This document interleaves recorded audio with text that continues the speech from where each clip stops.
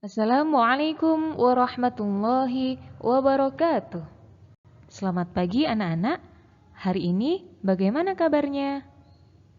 Alhamdulillah semuanya dalam keadaan sehat walafiat. Hari ini kita akan belajar bersama-sama lagi materi PAI kelas 4. Sebelum itu, mari kita awali dengan doa sebelum belajar agar diberi kemudahan dan ilmu yang bermanfaat. Berdoa dimulai. A'udzu billahi minasyaitonir rajim. Bismillahirrahmanirrahim. Asyhadu an la ilaha illallah wa asyhadu anna Muhammadar Rasulullah. Rabbi zidni ilma warzuqni fahma waj'alani min ibadikas sholihin. Amin. Anak-anakku sekalian, hari ini kita akan belajar tentang materi Aku Anak Saleh. Tentunya kalian semua berharap menjadi anak yang saleh dan solihah. Begitu juga dengan orang tua kita di rumah dan bapak ibu guru kita di sekolah, menginginkan putra-putrinya dan siswa-siswinya menjadi anak yang saleh salihah. Lalu, siapakah yang disebut anak soleh itu? Ada yang tahu tidak? Baik, kita akan mempelajari bersama-sama agar kita semua menjadi anak yang saleh dan solihah.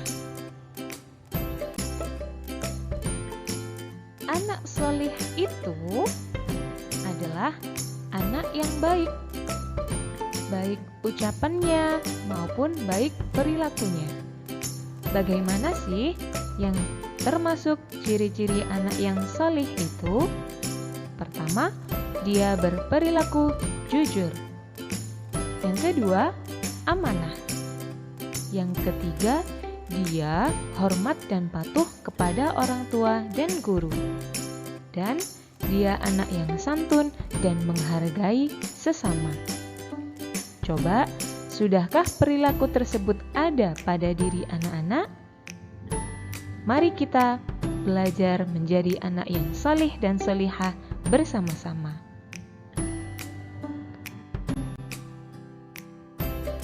Yang pertama, anak soleh itu berperilaku jujur. Ada yang tahu maksudnya jujur seperti apa? Benar sekali. Jujur artinya mengatakan dan berbuat sesuai dengan kenyataan. Jadi, ucapannya maupun perbuatannya itu sesuai dengan keadaan yang sebenarnya. Sedangkan lawan dari sifat jujur adalah bohong atau dusta. Jangan sampai kita menjadi seorang pembohong atau pendusta. Jadi, kita harus tetap berperilaku jujur. Mengapa demikian? Karena dengan bersifat jujur, kehidupan kita akan terasa nyaman, tentram, dan tidak saling curiga.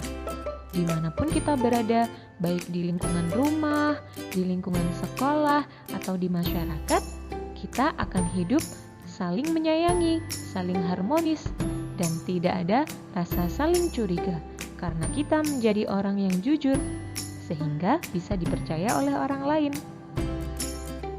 Lalu, bagaimana contoh sifat jujur dalam kehidupan sehari-hari?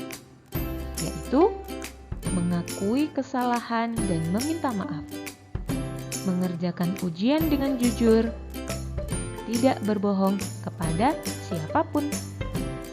Nah, jadi anak-anak ketika di sekolah dilaksanakan ujian harus dikerjakan dengan jujur, jangan menggantungkan kepada orang lain. Dan ketika memiliki kesalahan, harus mau mengakuinya dan segera meminta maaf. Karena anak yang jujur itu disayang oleh Allah.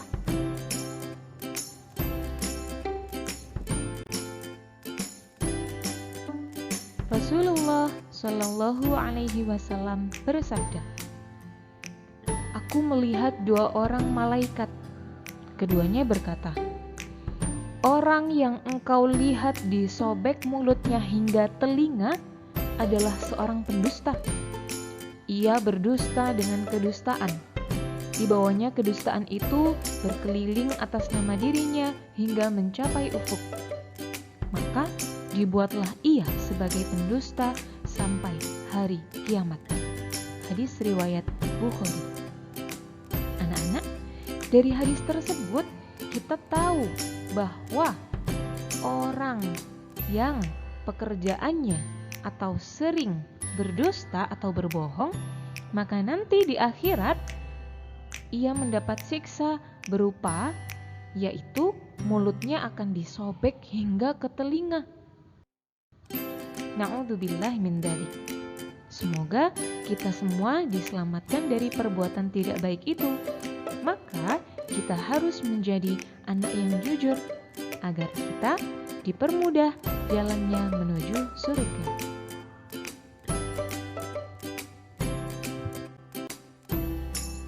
Sifat anak saleh yang kedua yaitu amanah. Ada yang tahu amanah itu artinya apa? Benar sekali. Amanah artinya dapat dipercaya. Bagaimana ciri-ciri orang yang amanah? Bila berkata, selalu benar. Bila berjanji, selalu menepati. Dan bila dipercaya, selalu jujur.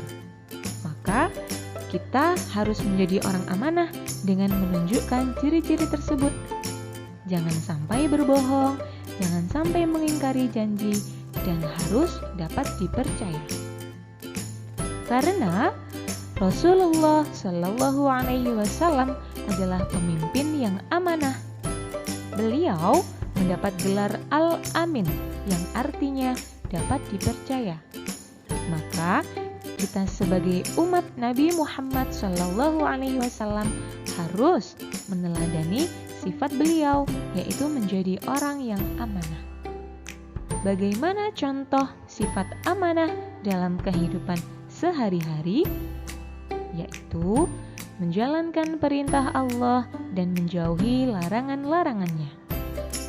Rajin belajar serta mengerjakan tugas sekolah. Karena kita sebagai siswa harus mengerjakan pekerjaan sekolah. Maka dengan begitu kita menjadi seorang siswa yang amanah.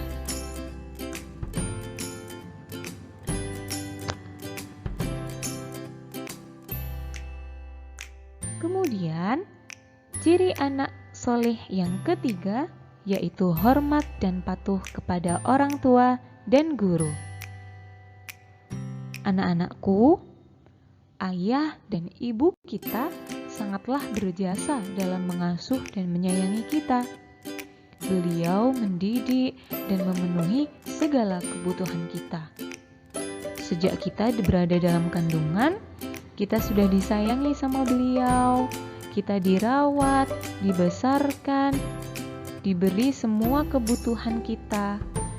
Bahkan ketika kita sedang sakit, beliau rela tidak tidur dan khawatir dengan keadaan kita. Maka dari itu, berbakti kepada orang tua hukumnya wajib. Hukumnya apa? Wajib. Wajib itu harus dilakukan. Dan durhaka kepada keduanya termasuk perbuatan dosa besar. Maka jangan sampai ucapan kita atau perbuatan kita menyakiti hati kedua orang tua kita, karena perbuatan tersebut termasuk dosa besar. Bagaimana cara berbakti kepada ayah dan ibu? Yaitu dengan cara bertutur kata yang sopan, mengikuti segala nasihatnya, membantu pekerjaan ayah dan ibu, merawatnya apabila sedang sakit, dan selalu mendoakannya setiap waktu. Anak-anak, Jangan sampai menyakiti hati orang tua ya. Dan kita harus selalu mendoakannya setiap waktu. Bahkan saat orang tua, ayah atau ibunya telah tiada, kita harus tetap mendoakannya. Bagaimana? Sudah hafal atau belum doa untuk kedua orang tua? Pintar, anak solih solihah pasti sudah hafal. Coba sekarang kita baca bersama-sama doa untuk kedua orang tua. Allahumma ghfirli dhunubi wali walidayya warhamhuma kama rabbayani shaghira. Anak-anak sudah hafal ya? Adapun artinya, wahai Tuhanku, ampunilah dosaku dan dosa ibu bapakku, dan sayangilah mereka seperti mereka menyayangiku di waktu kecil. Anak-anak, kalian harus mendoakan kedua orang tua setiap hari. Dan lebih utama, setiap selesai melaksanakan sholat 5 waktu. Anak-anak, ternyata salah satu amalan yang tidak akan terputus walaupun semua manusia sudah meninggal, salah satunya adalah doa anak yang solih-solihah. Jadi, suatu ketika jika orang tua kita telah tiada, kemudian kita tetap mendoakannya dengan doa tersebut, maka doa itu akan tetap sampai kepada kedua orang tua kita walaupun beliau sudah meninggal. Semoga dosa-dosanya selalu diampuni dan disayangi sebagaimana mereka menyayangi kita saat kita kecil. Sedangkan guru adalah orang tua kita di sekolah. Bapak Ibu guru, beliau sangat berjasa dalam mendidik kita sehingga kita dapat membaca, menulis, berhitung, beribadah, dan berperilaku yang baik. Bapak Ibu guru selalu berusaha agar kita semua menjadi anak yang pintar dan anak yang solih-solihah. Maka dari itu, tugas kita sebagai siswa wajib menghormati Bapak dan Ibu guru dengan cara saat bertemu dengan guru, mengucapkan salam dan mencium tangannya. Saat guru menasehati, kita harus mendengarkan dan tidak membantah. Saat guru sedang mengajar, kita harus duduk dengan tertib dan mendengarkan dengan baik. Saat guru memberi tugas, selalu mengerjakan dan menyelesaikan tepat waktu. Dan saat berbicara dengan guru, maka berbicaralah dengan santun dan tidak mengeraskan suara. Sudah siap menjadi anak solih dan solihah di sekolah dan di rumah? Bagus. Ciri anak solih yang keempat yaitu santun dan menghargai teman. Bagaimana yang dimaksud santun? Santun yaitu halus dan baik ucapannya serta tingkah lakunya. Sopan, penuh rasa belas kasih, dan suka menolong terhadap orang lain. Maka anak yang santun, ucapannya baik, perilakunya baik, dan saling menyayangi dan saling tolong-menolong. Kita juga harus saling menghargai sesama manusia dan menerima perbedaan. Baik itu perbedaan suku, agama, perbedaan pendirian, perbedaan prinsip, pendapat, dan lain-lain. Kita harus saling menghargai dan menerima perbedaan tersebut agar kita dapat menjunjung tinggi rasa persatuan dan kekeluargaan dengan semua manusia. Bersikap santun terhadap orang lain dapat ditunjukkan dengan cara berbicara yang lemah lembut, menolong teman yang kesulitan, mengucapkan terima kasih ketika dibantu, tidak memanggil dengan sebutan yang jelek, dan tidak mengolok-ngolok atau bertengkar dengan teman. Anak-anak, ketika kalian bermain dengan temannya, jangan sampai memanggil sebutan dengan nama atau sebutan yang jelek. Dan jangan sampai mengolok-ngolok, mencaci maki, atau bahkan bertengkar. Karena kita harus menerima perbedaan setiap manusia atau teman-teman kita.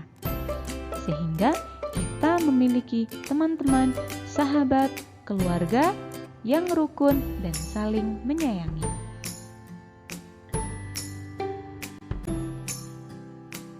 Sekian materi kita hari ini.